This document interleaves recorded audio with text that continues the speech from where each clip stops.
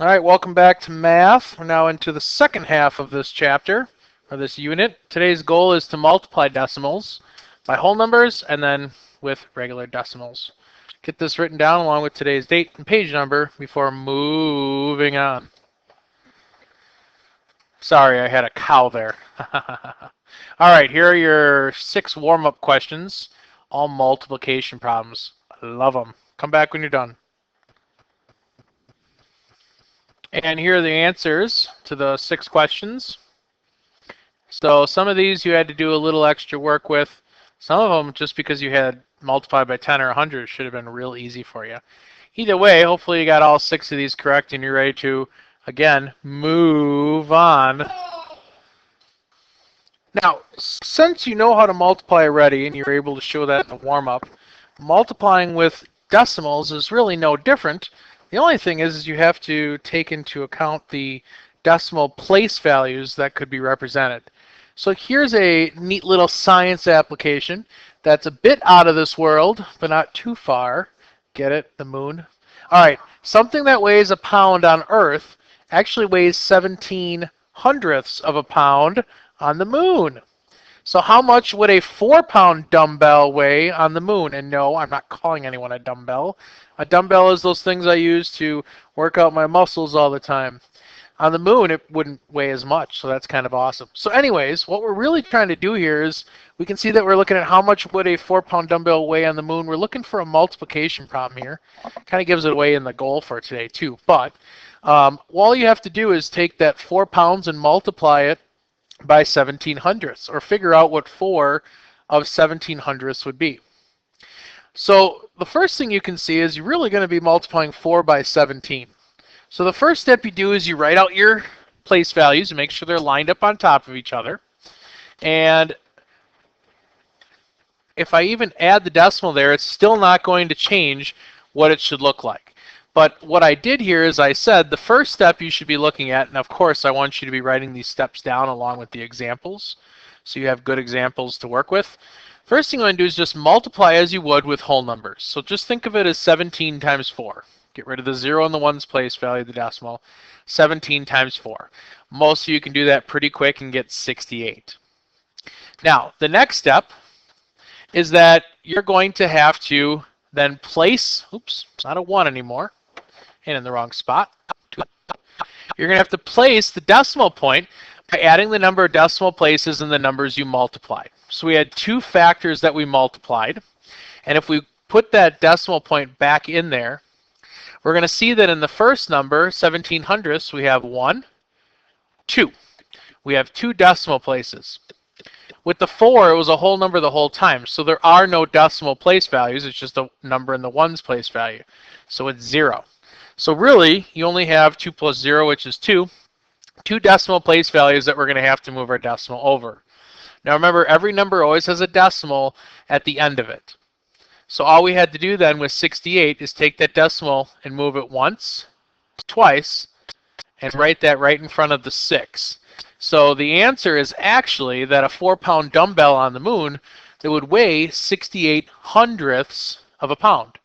Pretty neat to know that you can be pumping a lot of weight on the Earth, but when you get to the moon, it just doesn't feel that heavy. You must get much stronger on your trip to the moon. So 68 hundredths would be the correct answer for this one. Make sure you have this all copied down too before moving on.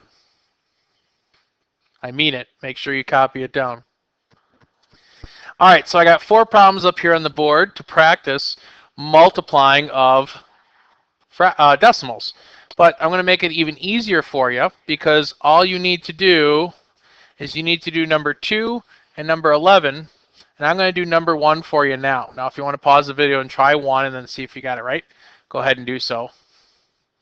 All right, so number 1, it says each can of cat food costs 28 cents. How much will 6 cans of cat food cost? Now, this is a perfect question to do with you because I was meowing around all day to come up with this one. Actually, it was right in the book. So, again, think of it as just whole numbers, 28 and 6. So 6 times 8 is 48. Carry the 4. 6 times 2 is 12, plus 4 is 16. But remember, it wasn't 28 times 6, it was 28 cents, or 28 hundredths. So when we count up how many decimal place values we have here, on the top number we had 2, and on the bottom number we didn't have any. So we're going to have to add 2 decimal place values to 168. So we start all the way at the far right. We go once, we go twice, and that's where we put our decimal. So to make sure the answer is in complete form, each canned food costing 28 cents, how much would 6 cans of cat food cost? It would end up costing you $1.68 for 6 cans of food. Okay, so go ahead and scratch away number 2 and number 11. Come back when you're done. All right. So for number 2, Jorge buys 8 baseballs for $9.29 each. So when you multiply $9.29 by 8, you get 7,432, and then you can see we have 2 decimal point place values here, 1, 2. So that means we had to move the decimal point in 2 places to get $74.32 in all. Okay, Savannah's going to help you with number 11, explaining it. Okay, so we have 0.37 times 7. If you do that right, you will get 259 kilometers, and you'll have to move the decimal point 2 because there's only 2 decimal point places and 0 here. So, nice job. Yeah. So let's do some extra practice here with example 2. We'll do a couple more, because now that we've looked at a whole number and a decimal, let's look at what decimal by decimal looks like, which really isn't much different. So here we have 3/10 of 4/10. So we're multiplying those 2 numbers together. So remember, first thing you do is you line up all the place values and make sure everything is stacked accordingly, like I have here. So then what you have to do is multiply 3 times 4. What I usually do is I get rid of the 0 in the ones place value because it's just a position that I don't need to worry about. So I know that 3 times 4 is 12. So I went ahead and wrote down 12 at the bottom for my product. And then when I count out the decimal place values, I have 1 here and 1 here. 1 plus 1 is 2. So then I move the decimal point over twice. And that's how the answer goes from 12 to 12 hundredths. Since this is the first one where you're looking at with decimal by decimal, I would copy this down before moving on. And if you don't, I have other problems you can copy down too. All right, here we have 7 hundredths times 8 tenths. So again, I'm going to stack all the numbers. As you can see here, 7 hundredths is stacked this way, and 8 tenths is stacked this way. Now, it doesn't matter that the tenths and the hundreds are not lined up perfectly, because it's no different than if I had 17 times 8. Okay, it works perfectly fine if I have the 8, even though it's lined up well there, it'll still work.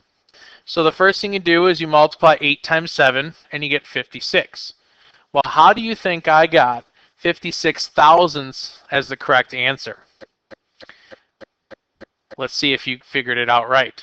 So here, we can see that we had 1, 2 decimal place values on that number, and 1 on the second factor that we multiplied. 2 plus 1 is 3, so that means we had to move the decimal point once, twice, 3 times, and we put a decimal there. Now I also put a 0 as a placeholder for the 1 spot, and I also had to put a 0 there as a placeholder for the 10th spot, because 56 was only 2 digits. So we had to show that there was a thousandths place value as 56 thousandths. So that's why we had to add the 0 there. I would definitely copy this down, as that's probably the first time you've had to work with something like that. All right, let's do one more practice problem together before I have you do some practice problems on your own. So here we have 1 and 34 hundredths times 2 and 5 hundredths.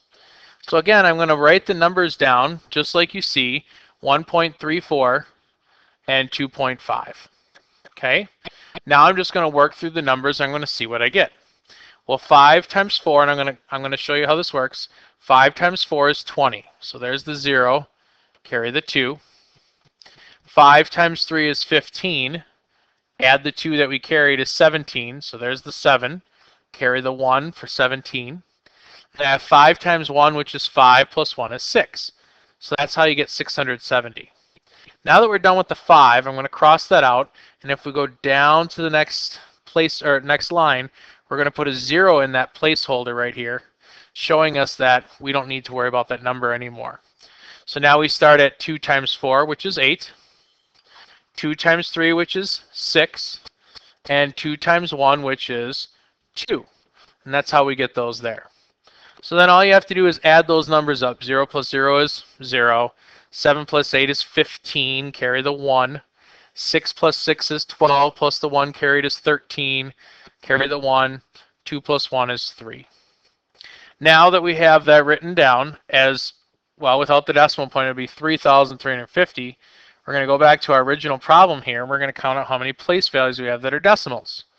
We have 1, 2, 3. 2 on the top, 1 on the bottom. So that means we have to go all the way over here and move the decimal point 3 times. 1, 2, 3. And that's why the answer is 3 and 35 hundredths, or 350 thousandths. You can also, again, rewrite it without having that 0 there and just doing 3.35. So make sure you have this example down too. Now in your practice problems, you're going to see all these different ones that I've shown you that you're going to have to show me how to do. Make sure you show your work here. It's going to be hard not to, but when you show your work, you don't make mistakes. So I want you to go ahead and do 3, 4, 5, and 6. Come back when you have done all 4 of those. Here are the answers for 3, 4, 5, and 6. You can see for 3, I just multiplied the 6 times 4 to get 24. But I noticed I had a total of 2 decimal point place values. So I slid the decimal point over in front of the 2. So the answer is actually 24 hundredths. For number 4, 8 times 5 is 40. But I had to add a total of 4 place values that were decimals.